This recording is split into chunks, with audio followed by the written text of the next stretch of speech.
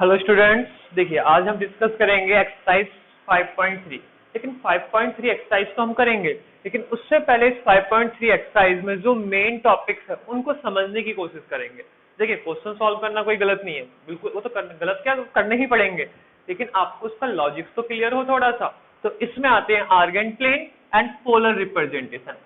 अब ये urgent plane क्या होते हैं और पोलर रिप्रेजेंटेशन क्या होती है, इसको समझिए। पहले मैं आर्गेंट प्लेन की बात नहीं करता, मैं आपसे बात, चलो पहले तो कॉम्प्लेक्स नंबर को रिप्रेजेंट करते हैं। ये दोनों ही चीजें किसके लिए है?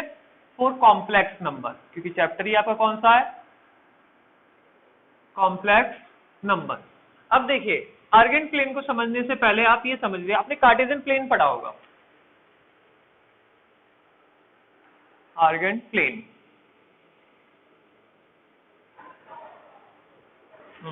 अच्छा सा बने थोड़ा। ये लीजिए, ठीक है। इससे पहले आप ये सिंपल समझिए कार्टेशियन प्लेन, यानी कि एक्स वाई प्लेन जो होता था आपका। कौन सा प्लेन होता था? X Y plane. अब इससे बताइए, ये होती थी वाई एक्सिस, ये होती थी एक्स एक्सिस, लेकिन इसमें एक्स एक्सिस नहीं होती। इसमें एक्स एक्सिस को क्या कहते हैं? Real axis. और वाई एक्सिस को कहते हैं इमेजिनरी। Imaginary axis. ये कौन सी है? Real axis. ये क्या है? Imaginary axis. ये क्या थी? एक्स एक्सिस, ये वाई एक्सिस। यहाँ पे क्या रिप्रेजेंट कर देते हैं हम? 2,3। चलो एक और ले लेते हैं, 2,-3, इस तरह से, ठीक है। यहाँ पे हम क्या रिप्रेजेंट करेंगे? हम करेंगे कॉम्प्लेक्स नंबर को। कॉम्प्लेक्स नंबर इक्वल टू, देखिए हमने लिखा a plus iota B. A plus iota B, इसको रिप्रेजेंट करिए, यानी कि एक्स एक्सिस पे क्या है? 2, ये सपोज 2। वाई एक्सिस पे क्या है? 3, तो ये 3। तो सपोज ये पॉइंट हो गया 2,3 का, ठीक है। अब इसे करिए 2,-3, कहाँ आ जाएगा? जस्ट नीचे 2,-3। सेम बिहाफ पे यही है, लेकिन इसमें क्या है? ये वाला नंबर होगा रियल एक्सिस पे, ये वाला नंबर होगा इमेजिनरी एक्सिस पे। रियल एक्सिस मतलब ये नंबर कहाँ जाएगा? सपोज इसे नहीं लेते, हम लेते हैं इसी के पैटर्न में। ये लिखा जाएगा z इक्वल टू 2-3, प्लस लेते हैं हम, 2 प्लस आयोटा 3। 2 क्या है? रियल, तो ये आ गया सपोज 2। 3 क्या है? इमेजिनरी पे, ये हो गया आपका 3, ज्यादा होगा थोड़ा सा, तो ये पॉइंट बन गया आपका। कौन सा पॉइंट बन गया? z। और z क्या है? a plus iota b। ये रिप्रेजेंटेशन इसकी है, और 2,3 इसकी रिप्रेजेंटेशन है। अगर इसकी रिप्रेजेंटेशन में अगर आपका कॉन्जुगेट को रिप्रेजेंट करिए, 2 माइनस आयोटा 3, कॉन्जुगेट में आपको पता है सभी को, लास्ट लेक्चर में हम कर चुके हैं, क्या होता है? साइन चेंज हो जाता है। तो साइन चेंज, तो 2 ही रहा एक्स एक्सिस का, लेकिन वाई एक्सिस का क्या हो गया? ये हो गया -3, तो ये पॉइंट हो गया 2 माइनस आयोटा 3, ये इसका कंजुगेट हो गया। देखिए सब कुछ आपका कार्टेशियन प्लेन है जो आप 10th क्लास में पढ़ के आए हो, यानी कि एक्स वाई प्लेन। यहाँ पे क्या करना है? एक्स को रियल एक्सिस से, वाई को इमेजिनरी एक्सिस से रिप्लेस कर दीजिए, इसी को बोलते हैं आर्गेंट प्लेन। यही क्या है आपका? Argand plane. जल्दी से इसे नोट करिए, फिर इसके बाद बात करेंगे हम किसकी? हाँ, इसके बाद बात करेंगे बच्चों हम पोलर रिप्रेजेंटेशन, जो कि आपका काफी मेन है। यही है मेन टॉपिक आपके लिए, पोलर रिप्रेजेंटेशन। तो वीडियो को पॉज करिए और नोट करिए। मिल गया कपड़ा, बार बार इसे ढूंढ रहे थे। अब इसके बाद आएंगे हम पोलर रिप्रेजेंटेशन पे।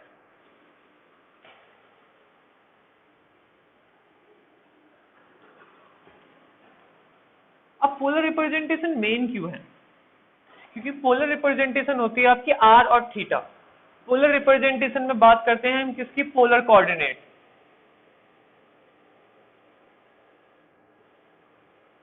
पोलर कोऑर्डिनेट, और पोलर कोऑर्डिनेट होते हैं बच्चों आर कॉमा थीटा।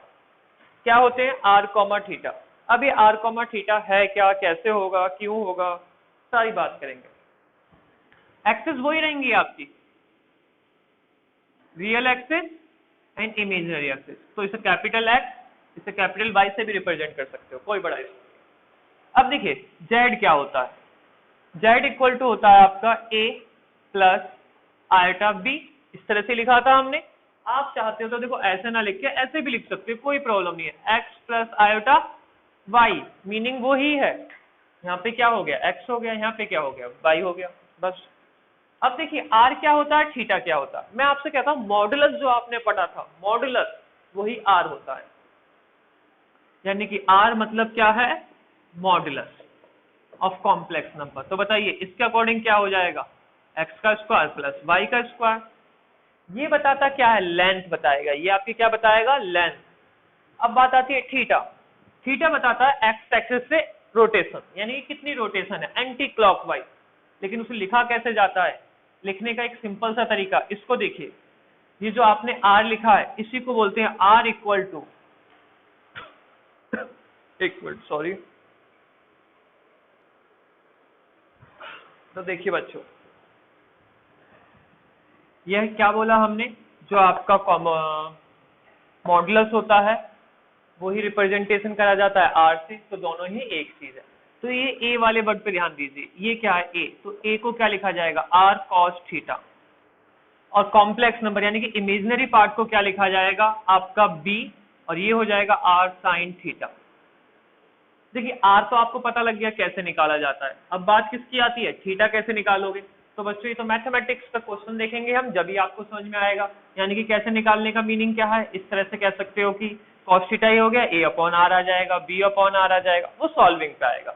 यानी कि थीटा और आर क्या है, पोलर कोऑर्डिनेट है, पोलर कोऑर्डिनेट है। लेकिन पोलर फॉर्म क्या है, एक आती है आपकी पोलर फॉर्म।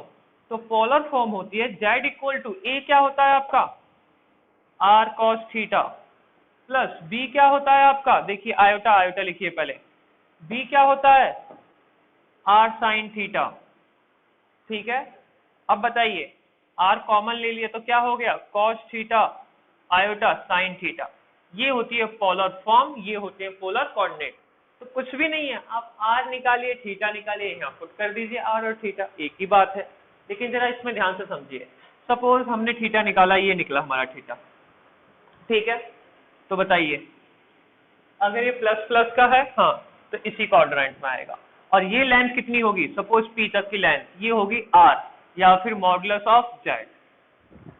ये यहाँ पे होता है ये लेंथ, मैंने क्या कहा था, किसको रिप्रेजेंट करता है, मॉडुलस, आपकी लेंथ को ओरिजिन से उस पॉइंट तक। थीटा किसको रिप्रेजेंट करेगा, anti clockwise direction with x, यानी कि रियल एक्सिस से कितने एंगल पे फॉर्म हुआ है। इसमें है बच्चों सिर्फ इतनी सी थ्योरी, और इसको करेंगे अगर हम क्वेश्चन से सॉल्व, तो आपको बहुत इजी ये समझ में आ जाएगा, कोई प्रॉब्लम नहीं आएगी।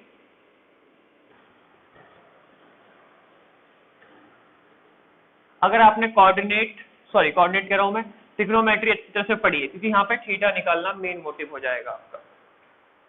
देखिए चलिए पहला ही क्वेश्चन देखते हैं, जिसमें बोला find the modulus and conjugate argument. हाँ, हमने एक वर्ड नहीं बोला आपके लिए, मॉडुलस तो बोल दिया था, एक वर्ड और बोलना चाहिए था, आर्गुमेंट। आर्गुमेंट क्या है, आर्गुमेंट कुछ नहीं है, आपका थीटा है। जैसे कि मैंने बोला था आपसे पोलर कोऑर्डिनेट, तो बताइए पोलर कोऑर्डिनेट क्या थे, आर कॉमा थीटा। आर को क्या कह रहे थे हम, modulus, modulus of Z, complex number. Theta को क्या कहते हैं, आर्गुमेंट, आर्गुमेंट ऑफ जेड। ठीक है, थीटा का मीनिंग क्या है, आर्गुमेंट ऑफ जेड। तो पहले क्वेश्चन में देखिए क्या बोला है, 5.2 एक्सरसाइज के, कि 5. ओहो सॉरी, ये बच्चों हमने गलत लिख दिया पहले ही, ये है 5.2 एक्सरसाइज। ठीक है, सॉरी बच्चों ध्यान नहीं रहा वो। देखिए find the modulus and argument of each of the flowing complex number. 1 से लेके 2 तक के दो ही क्वेश्चन है। तो पहले क्वेश्चन में क्या है, z equal to -1 and minus iota √3, ठीक है, -1 एंड माइनस आयोटा √3। इसमें क्या क्या निकालना है आपको, r निकालना है, थीटा निकालना है। अब देखिए मैं आपको एक r के लिए भी लॉजिक बताएंगे बच्चे, और थीटा के लिए भी बताएंगे। हमने इसको क्या कहा था, आप क्या मानिए, -1 equal to r cos theta. इसको क्या कहा था, -√3 equal to r sin theta, यही कहा था। सबसे पहले आपका काम क्या है, मॉडुलस ऑफ, यानी कि r निकालना है, आर्गुमेंट मतलब थीटा निकालना। तो पहले r निकालते हैं, square and add up equation first and equation second क्या करिए, square both side and add equation first and second. तो देखिए 1 का स्क्वायर तो 1 माइनस रूट 3 का स्क्वायर 3 हो गया, equal to R square cos square theta, ये हो गया R square sine square theta. तो अब ध्यान से देखिए ये हो गया 4, हमने लिखा आर स्क्वायर, तो cos square theta plus sign square theta, बताइए क्या होगा, 1 होगा। तो आर की वैल्यू क्या होगी, plus minus root 2, sorry plus minus 2, plus minus 2, ये आ गई वैल्यू आपकी। अब इसी के बिहाफ पे और क्या कहा था बच्चों इसने निकालने के लिए, इसने कहा था आर्गुमेंट और निकालिए। तो देखिए आर्गुमेंट के लिए करेंगे क्या हम, तो आर्गुमेंट यानी कि थीटा के लिए सबसे पहले इस क्वेश्चन को देखिएगा ध्यान से।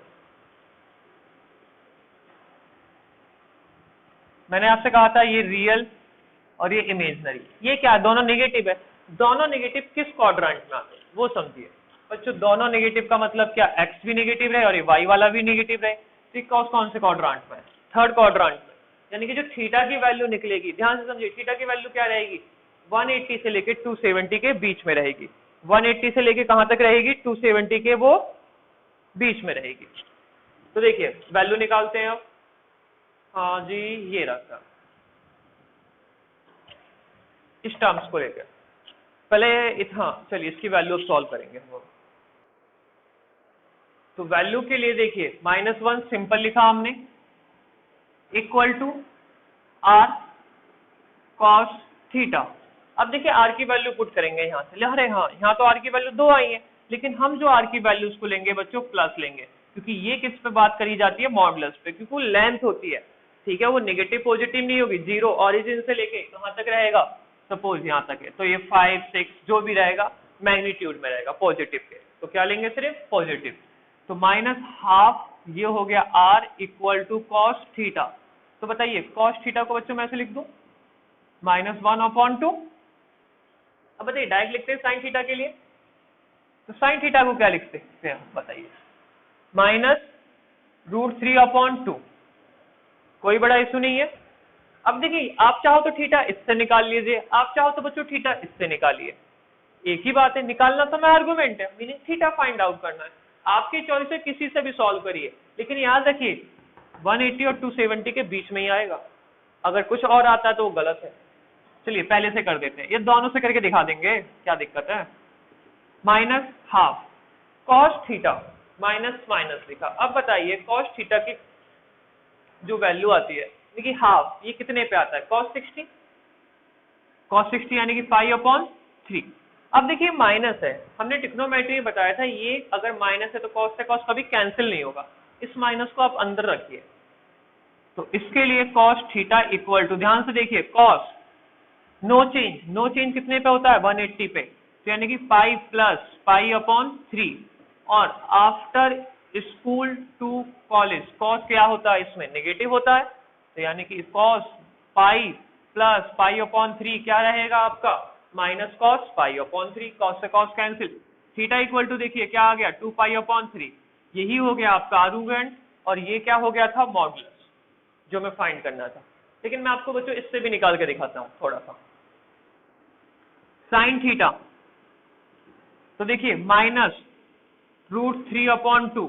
अब बताइए साइन थीटा -√3/60 पे होता है, माइनस साइन 60 यानी कि π/3, ठीक है। अब देखिए ये भी क्या रहे, नो चेंज, कौन से में है, थर्ड में ही आएगा, तो क्या लिखा हमने, sine theta equal to sine π + π/3।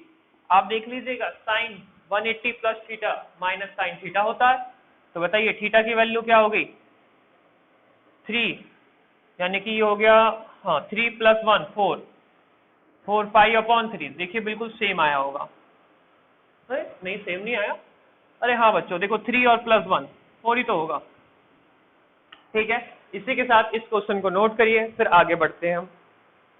ये कौन सा क्वेश्चन था, फर्स्ट, देखिए बच्चों, नहीं, इसमें आपको एक छोटी सी प्रॉब्लम और बताते हैं। जो आपको आंसर बुक्स में इसमें दे रखा है एनसीईआरटी में, वो ये नहीं दे रखा, तो बच्चे कंफ्यूजन में आते हैं। -2/2 पाई/3 दे रखा है। अब मैं आपको बताना चाहता हूँ ये आंसर बिल्कुल सही लिखा है हमने। -2 पाई/3 दे रखा है, तो कहाँ से रफ कर दें? इसको रफ करते हैं। जरा समझिएगा, कैसे समझिएगा। हमने 2 पाई/3 कहाँ से मेजर करा है? यहाँ से।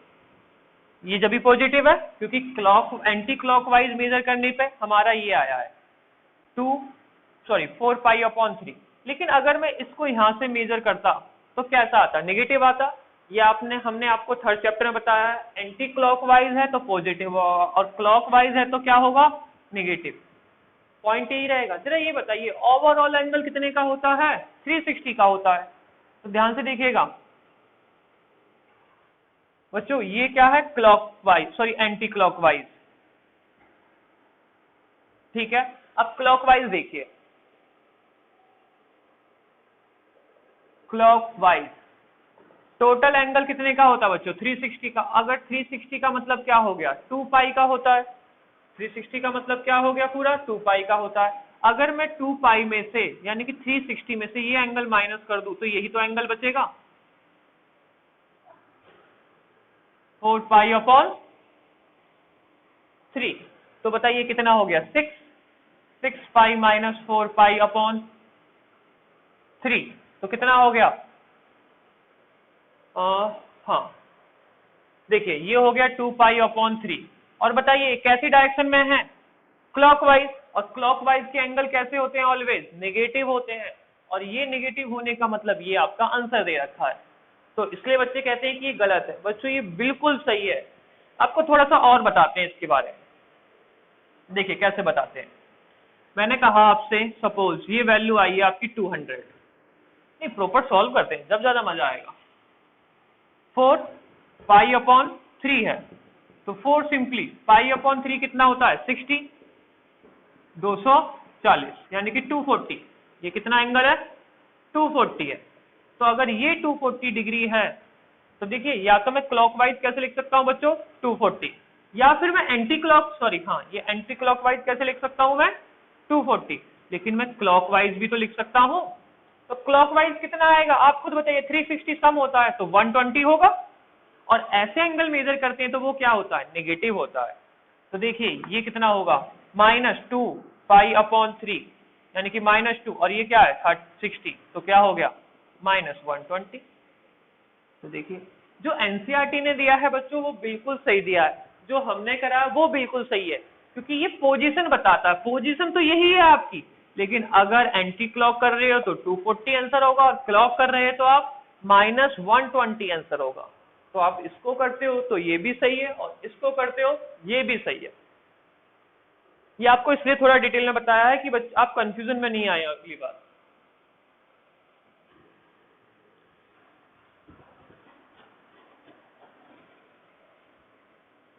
तो अब पीछे जो भी आंसर है एक बार चेक करते रहना, लेकिन हाँ आपको बता रहे हैं सारे क्वेश्चनों का मतलब यही है। चलिए चेक भी कराते रहेंगे साथ में। सेकंड क्वेश्चन,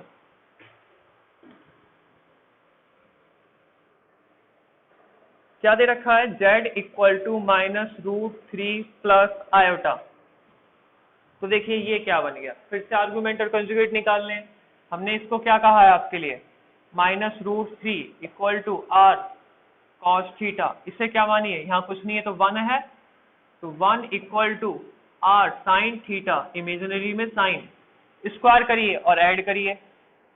तो क्या हो गया? ये तो 3 हो गया। ये क्या हो गया? 1 हो गया। बताइए ये क्या हो गया? r² cos² theta plus r² sin² theta. तो बताइए 4 सिंपली r² कॉमन लिया तो cos² theta plus sin² theta. आप सभी का क्या बन गया? सॉरी बच्चों, 4 = r²। तो r की वैल्यू हम पॉजिटिव पे लेंगे मॉडुलस की वजह से, और लेंथ होती है वो, यानी कि 2। अब बात करनी है हमें थीटा की। जरा मैं आपको एक लॉजिक बताता हूँ, फिर से देखिए लॉजिक की।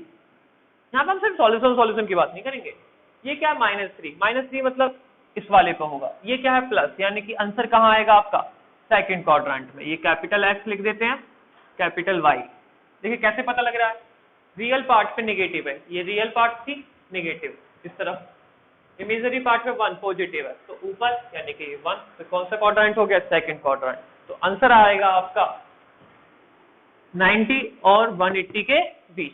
देखिए अब कैसे आएगा, अगर यहां से मेजर करते हो तो ठीक है ना, अगर यहां से मेजर करते हो तो अलग आएगा, दोनों चीजें हैं, लेकिन वो पॉइंट तो यही रहेगा ना।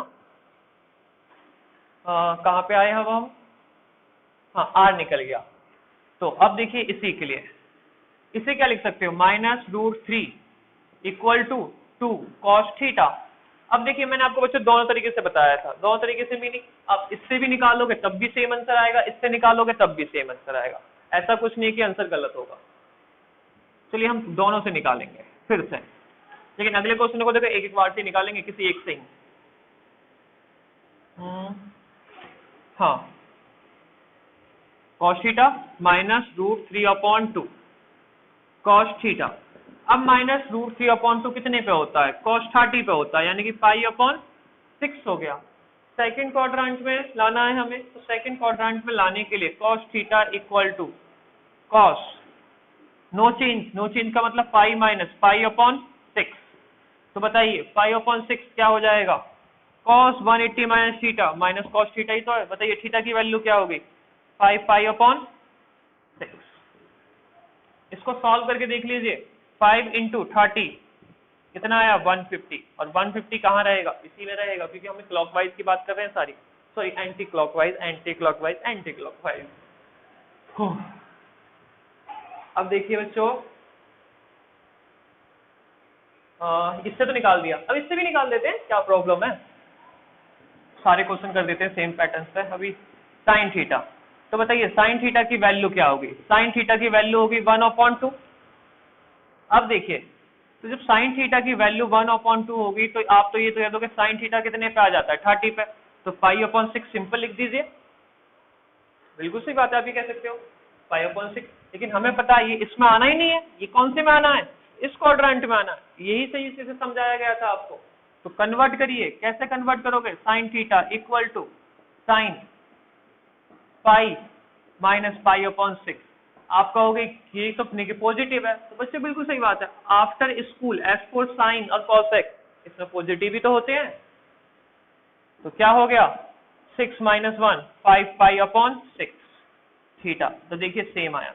बच्चों अगर आपने किसी ने टिक्नोमेट्री नहीं पढ़ी है तो इसके लिए प्लीज टिक्नोमेट्री जरूर पढ़ेगा पहले, क्योंकि बहुत सारी चीजें यहाँ पे टिक्नोमेट्री के बिहाफ पे हैं। तो देखिए इसका आंसर है यार, चलिए अब आपको एक बार पीछे से चेक कराते हैं, अगर अलग आता है तो उसी के अकॉर्डिंग समझाएंगे, और अलग कुछ नहीं है। अब देखिए हमें याद नहीं रहेगा आपके आंसर क्या है, देखिए यहाँ 5π/6 दे रखा है, लेकिन पॉजिटिव है, पॉजिटिव का मतलब एंटी क्लॉक है, तो देखिए सही है इसमें, उसमें उसने नेगेटिव में दे दिया था, वो बस इसलिए देते हैं कि एक क्वेश्चन पॉजिटिव एक नेगेटिव, जिससे कि बच्चा थोड़ा कंफ्यूजन में आए, कंफ्यूजन को क्रिएट करे, क्रिएट नहीं सॉल्व करे, क्रिएट तो एनसीईआरटी करेगी आपके लिए जान पूछ के। चलिए इस क्वेश्चन को नोट करिए, इसके बाद बढ़ेंगे हम क्वेश्चन नंबर 3 की तरफ।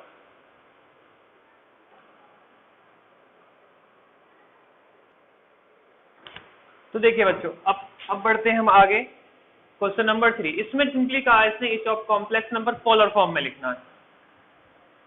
देखिए पोलर फॉर्म भी कुछ नहीं है, बस वही चीज है, z equal to 1 minus iota.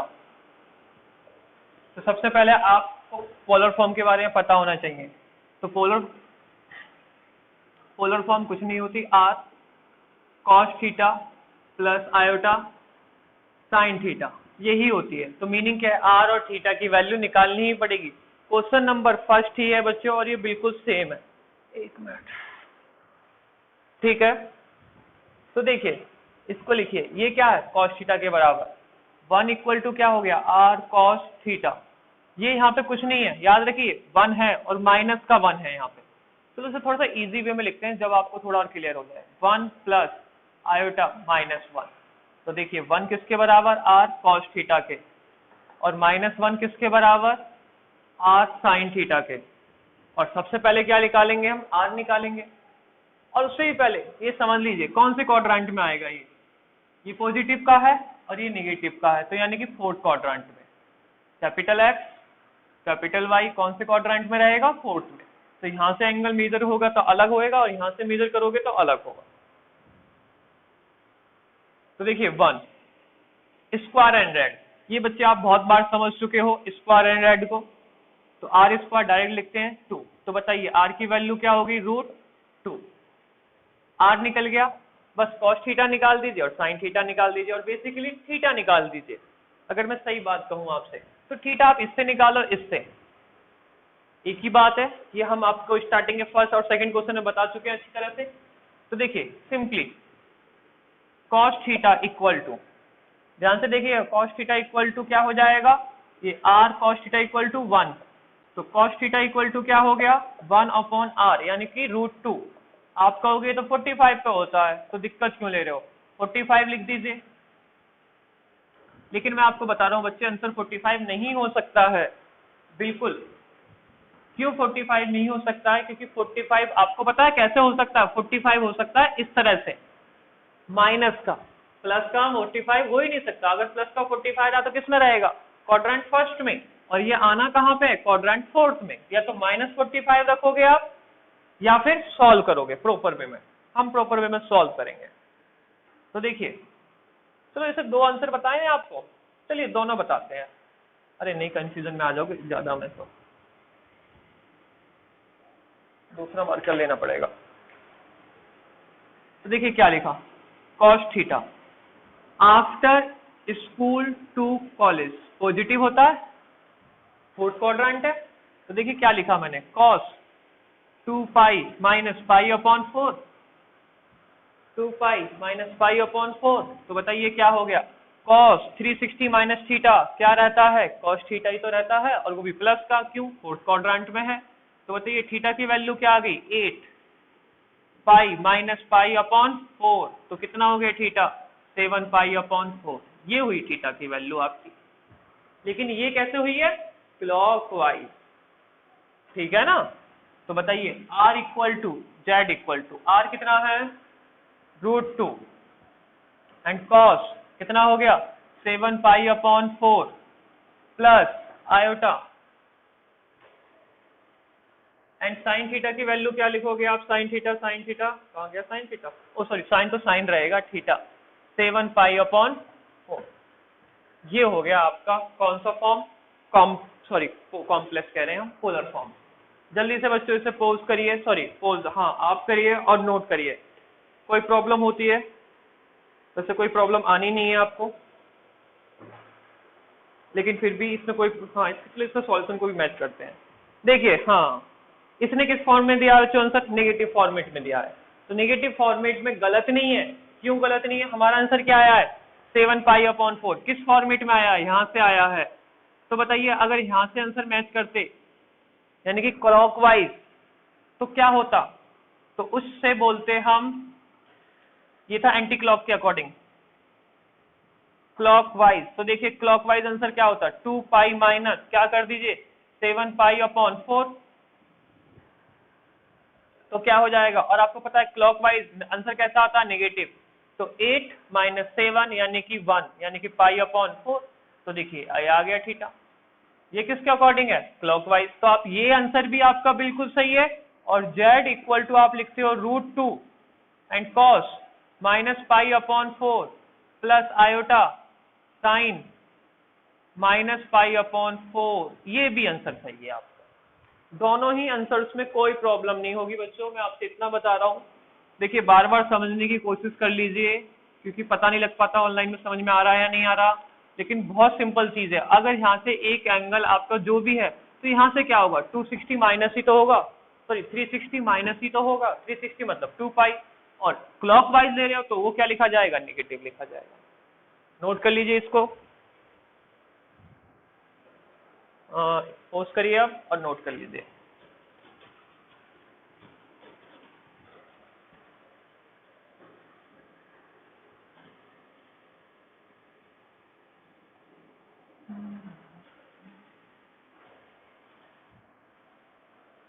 अब बढ़ते हैं हम फिर नेक्स्ट क्वेश्चन की तरफ। कौन सा क्वेश्चन था, ये तो याद ही नहीं रहा मुझे। हाँ थर्ड क्वेश्चन था। तो देखिए फोर्थ क्वेश्चन भी बिल्कुल सेम ही रहेगा, कोई दिक्कत नहीं है, आप कर सकते हो उसे। क्वेश्चन नंबर 5 कराते हैं।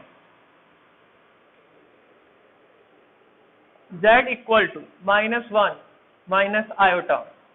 अब देखिए इस क्वेश्चन को सबसे पहले डिसाइड करिए -1 यानी कि इसका x यानी कि रियल और इमेजिनरी दोनों नेगेटिव है। दोनों नेगेटिव का मतलब यहाँ पोजीशन होगी कहीं, तो या तो आप क्लॉकवाइज निकालोगे तो थीटा कैसा रहेगा, पॉजिटिव रहेगा। एंटी क्लॉकवाइज निकालोगे तो थीटा क्या रहेगा, नेगेटिव रहेगा बस। और आपने ये निकाल लिया तो इसके लिए क्या करोगे, 2 पाई माइनस कर दोगे। तो पहला term -1 equal to R cos, ऐसे नहीं लिख सकते, ऐसे लिखते हैं R cos theta equal to -1, R sine theta equal to -1। ये आपको समझ में आ गया होगा प्रीवियस क्वेश्चन की तरह, क्योंकि -1 को अलग ले लेंगे। स्क्वायर एंड ऐड, तो आर स्क्वायर √2 ही तो होएगा, सॉरी 2 होगा, और आर की वैल्यू क्या होगी, √2। अब जरा इसे देखिए, कॉस थीटा -1/√2, तो देखिए कॉस थीटा माइनस कॉस कितने पे होती है, 45, पाई/4 पे, नेगेटिव है। कौन से क्वाड्रेंट में, थर्ड क्वाड्रेंट में। तो कॉस क्या लिख सकते हैं, cos no change, pi plus पाई/4 after school to, oh sorry T for to college, सिर्फ tan और cos पॉजिटिव होता है, ये क्या है, अलग है। तो बताइए यहाँ से थीटा की वैल्यू क्या निकली, 5 पाई/4। देखिए यहाँ से ये निकली। चलिए एक दूसरा आंसर भी लिखते हैं, पहले तो इसी आंसर को लिखते हैं। क्या होता है, आर, पहले होता है r cos theta plus iota sine theta. तो देखिए आर इक्वल टू कितना है आपका, √2, कॉस थीटा कॉस 5 पाई/4 plus iota sine theta sine 5 पाई/4। अब जरा ये चीज समझिएगा, z इक्वल टू, ये हमने कैसे निकाला है, एंटी क्लॉकवाइज। हम चाहते हैं क्लॉकवाइज भी निकालना। जरा थीटा देखिए तो क्या लिख दोगे, 2 पाई माइनस 5 पाई/4, और सब किस में आएगा, एंटी क्लॉक में, नेगेटिव में। माइनस कितना हो गया, 8, तो 8 - 5 3 पाई/4। तो बताइए z लिखने का एक दूसरा तरीका, √2 यानी कि पोलर फॉर्म निकलेगा, कॉस -3 पाई/4 प्लस आयोटा साइन 3 पाई/4। और देखिए दोनों ही आंसर सही है बच्चों। अब देखिए आपका पीछे कौन सा आंसर होगा, वो हमें भी नहीं पता। कौन सा क्वेश्चन है ये आपका, ध्यान तो दिया ही नहीं, हाँ 5। तो देखिए 5 क्वेश्चन है, ये वाला आंसर दिया है, नेगेटिव का आंसर दिया है। एक्चुअली में 4 क्वेश्चन कराना भी चाहिए था, उसने पॉजिटिव का दिया है, मतलब उसने क्लॉक में ले लिया, इसमें एंटी क्लॉक ले लिया है। ये आंसर है, ये भी सही है, ये भी सही है, आपका दोनों ही आंसर सही है। अपोज करते करिए और नोट करिए। अब देखिए बच्चों, क्वेश्चन नंबर 5 के बाद आते हैं क्वेश्चन नंबर 6 की तरफ, जिसमें z equal to simple they रखा है -3, और कुछ दिया ही नहीं है हमें। तो देखिए स्टैंडर्ड पैटर्न क्या है, -3 प्लस आयोटा इंटू 0, ऐसे लिख दीजिए। तो पहला टर्म क्या होता है, r cos theta equal to -3, दूसरा टर्म क्या होता है, r sin theta equal to 0। तो बताइए स्क्वायर एंड ऐड करोगे तो r स्क्वायर, ये तो cos square theta sin square theta 1 हो गए आपके, सेम उसी पैटर्न से। और इन 3 स्क्वायर करा 9 हो गया, ठीक है। और फिर r फिर से क्या हो गया, 3 आ गया। चलिए r तो आ गया आपके पास 3। तो जरा देखिए cos theta equal to -3 divided by -3 तो cos थीटा की वैल्यू बची क्या, -1 बची। अब जरा इस चीज को समझिएगा, आप कौन से क्वाड्रेंट में लोगे, ध्यान से देखिए, ये है सिर्फ -3, x y, हाँ -3, यानी कि ये आएगा किसी क्वाड्रेंट में नहीं, ये आएगा सिर्फ पॉइंट पे। किस पे आएगा, पॉइंट पे। अगर मैं आपसे डायरेक्ट बोलूं तो वैल्यू क्या होनी है, इसके अक्रॉस। चलिए थोड़ा सा सॉल्विंग पे आते हैं, जब और समझेंगे। cos थीटा इक्वल टू -1 कितने पे होता है, सॉरी हाँ cos की बात कर रहे थे हम, कॉस, आपको कॉस का ग्राफ पता होना चाहिए, इसका जरा डायरेक्ट कर सकते हैं वैसे हम, कॉस के ग्राफ से डायरेक्ट पे करते हैं थोड़ा। ये होता है 0, ये होता है 90, हाँ, फिर ये होता है 180, और 180 पे ही आंसर क्या आता है कॉस का, -1, तो क्या लिख सकते हैं कॉस 180, और यही हमने क्या कहा था 180 यानी कि पाई। हमने बच्चों यही कहा था, ये सिर्फ किस पे आएगा, लाइन पे, तो ये कौन सी लाइन है, 180 की ही तो लाइन है, तो देखिए पाई आ गया आपका। अब आप कहोगे नहीं हमें तो इसके अकॉर्डिंग भी चाहिए, चलिए इसके अकॉर्डिंग भी बात कर लेते हैं। तो साइन थीटा 0, तो ये तो कॉस का ग्राफ था, तो बताइए साइन का ग्राफ कैसे होता है, साइन का ग्राफ, सॉरी साइन का ग्राफ होता है ऐसे करके, तो एक तो 0 पे 0 होता है और एक 180 पे 0 होता है, तो यहां से भी थीटा क्या आ गया, यानी कि थीटा इक्वल टू पाई। अब ये थीटा पाई इक्वल टू यहां से निकला है, तो बताइए अगर यहां से निकला होता तो क्या होता, माइनस पाई होता भाई, 2 पाई में से पाई माइनस कर दोगे तो माइनस पाई होता ना। तो अब इसे लिखने के दो तरीके, आप कहोगे हर चीज के दो बताओगे क्या, चलिए दो ही बताएंगे। अब आप z इक्वल टू क्या लिख सकते हो, r क्या है आपका 3, और उसमें क्या था कॉस थीटा, कॉस क्या लिख सकते हो पाई, प्लस आयोटा साइन पाई, एक तो ये हो गया, एक क्या लिख सकते हो 3 cos minus pi, iota sine क्या लिख सकते हो -पाई। ये दोनों ही आंसर सही हैं आपके। अब इसमें देखते हैं बुक्स में क्या दिया है अब आपके लिए। क्वेश्चन नंबर 6 सही है आपका 5.2। हाँ देखिए बच्चों 6 में दिया गया है दोनों प्लस वाले, यानी कि ये इसने अब ऊपर वाला ले लिया। देखिए एनसीईआरटी खेल क्यों रही है, खेल इसलिए रही है कि अगर कुछ बच्चे कंफ्यूजन में आते हैं तो कंफ्यूजन में आने दीजिए। आपको मैं बता रहा हूँ दोनों आंसर सही होते हैं, इस बार पॉजिटिव में दिया है, इससे पहले के क्वेश्चंस नेगेटिव में दिए थे, तो बिल्कुल सही है बच्चों, इसलिए डरने की जरूरत नहीं है, लॉजिक समझिए। जल्दी से इस वीडियो को पॉज करके बच्चों नोट कर लीजिए। अब आते हैं क्वेश्चन नंबर नेक्स्ट पे, जल्दी जल्दी करते हैं बेटा। आप कहोगे कहाँ जाना है आपको, है बच्चों, आप तो इसे कभी भी देख लोगे यूट्यूब पे, इतने बजने वाले हैं रात के 12, ठीक है चलिए कोई नहीं, हमें भी नींद नहीं आ रही थी। z equal to √3 plus iota, तो देखिए √3 प्लस आयोटा, तो इसको फिर से बैटर, देखिए अब जो प्लस प्लस में है तो दोनों प्लस प्लस का मतलब क्या है, रियल एक्सिस और इमेजिनरी एक्सिस दोनों प्लस प्लस में, यानी कि कहाँ आएगा फर्स्ट क्वाड्रेंट में थीटा आएगा कहीं भी। अब वो तो हमें सॉल्व करना पड़ेगा ना, तो r cos theta equal to √3 and r sin theta equal to 1, तो बताइए r स्क्वायर इक्वल टू √3 का 3, 1 का स्क्वायर 1, तो r इक्वल टू क्या हो गया 4, रूट में फिर 2 आ गया। अब देखिए इससे cos थीटा इक्वल टू क्या निकल गया, इसमें तो बच्चे कोई प्रॉब्लम मत लीजिए 2, और ये थीटा कितने पे होता है cos के, सॉरी cos से लिख दिया हमने, ये आती है वैल्यू 30 डिग्री पे, यानी कि π/6, तो थीटा इक्वल टू π/6। अगर ये बताइए यहां से π/6 लिख रहे हैं, हाँ π/6, तो बताइए अगर मैं आपसे कहूँ ये ऐसे है था, यहां से कितना लिखोगे आप, किसमें से माइनस कर दीजिए 2 पाई में से 12, यानी कि 11 π/6, ये ऐसा होता। समझ में आ गई होगी बात, नहीं आई भाई, ये पाई है π/6 है, तो 2 पाई में से माइनस करोगे, 2 पाई में से माइनस करोगे π/6 को, तो 12 माइनस पाई तो 11 हुआ, लेकिन ये माइनस के साथ लिखा जाएगा, किसके साथ लिखा जाएगा, माइनस के साथ। अब चलिए ये तो हो गया, ओहो इन डॉगियों ने, तो देखिए बच्चों मैं आपको दोनों तरीके से लिख कर दिखाता है।